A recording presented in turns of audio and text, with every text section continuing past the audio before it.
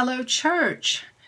I know that the elders and I have had a lot of conversations about getting back into the church buildings. No doubt you have also been having different conversations with people about what it might be like to worship in a church building again.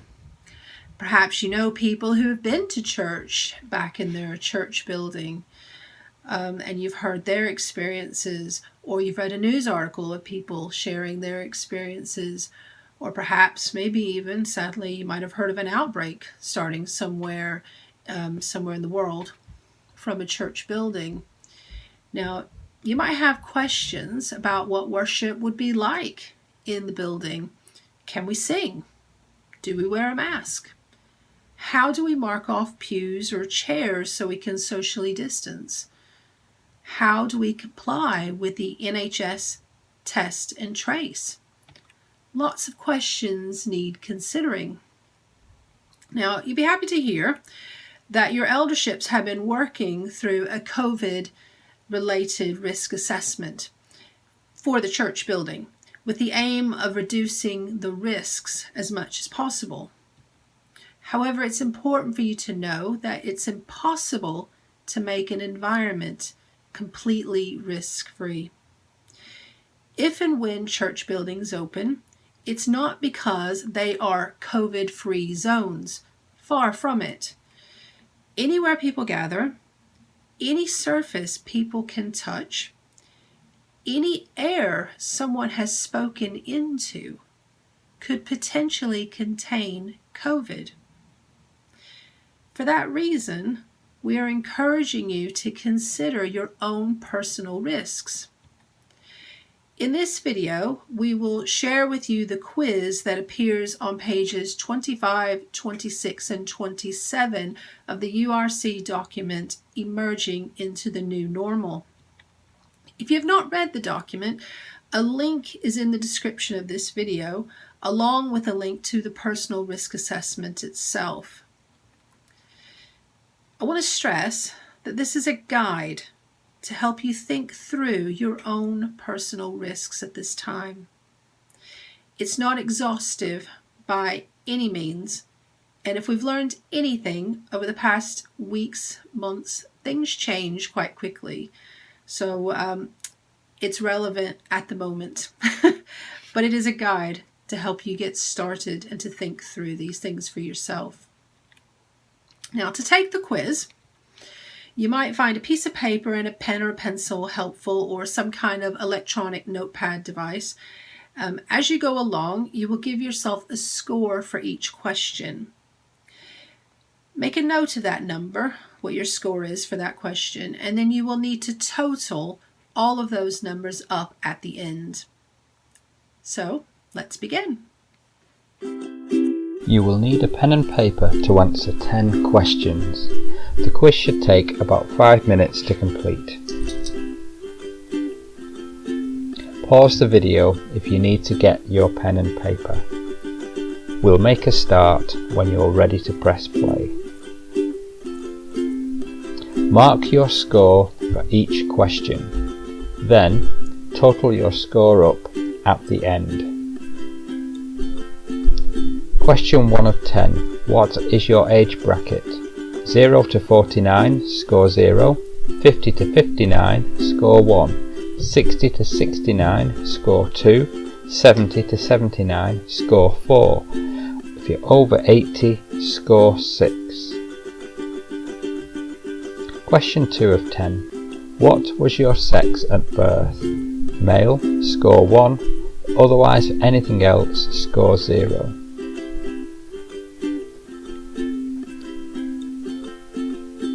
Question 3 of 10. What is your ethnicity?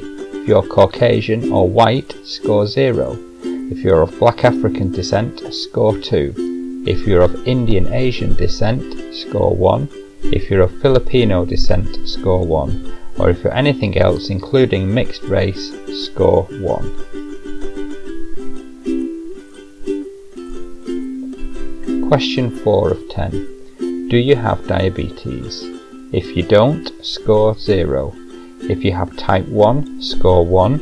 If you have type 2, score 1. If you have type 1 or 2 with complications, score 2. Question 5 of 10, halfway there. Do you have body mass index BMI over 35? No, score 0. If yes, score 1. If you don't know your BMI, but you think you might be overweight, score 1 just in case. Otherwise, score 0.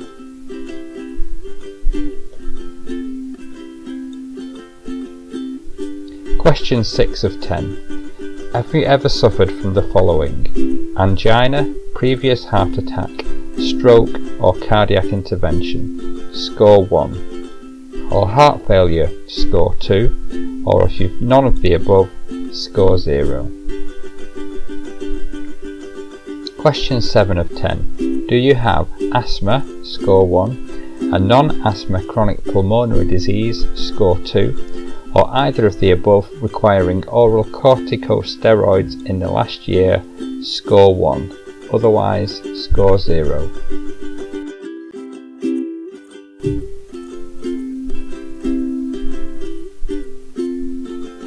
Question 8 of 10. Do you have the following?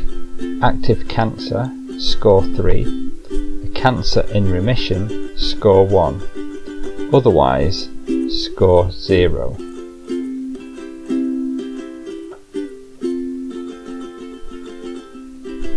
Question 9 of 10. Do you suffer from any active rheumatological conditions? If you do, score 2. If you don't, score 0. Question 10 of 10, last one. Are you taking part in any immunosuppressant treatment? If you are, score 2. If you're not, score 0. Now add up your scores. You can pause the video while you do it.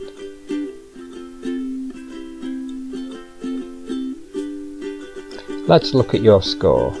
The score you got is your personal risk factor for going back to church. A score of 0, 1 or 2 indicates a lower risk. You should still be following the guidance for staying safe.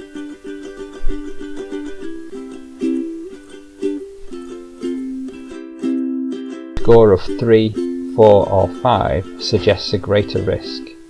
You should consider ways of reducing your risk by taking additional precautions and consider avoiding some activities. A score of 6 or more suggests a high risk. This indicates that you should continue to work or participate in church life from your home.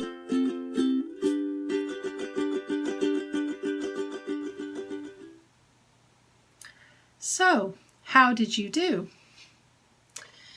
The first time I looked at this, my heart sank. Although my personal score is quite low, I know that many of you will find yourselves in the higher bracket.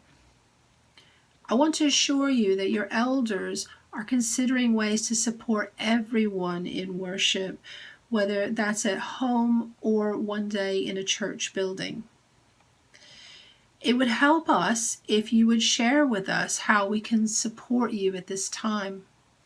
You can either email or telephone me as your minister or any one of the church elders from your particular church.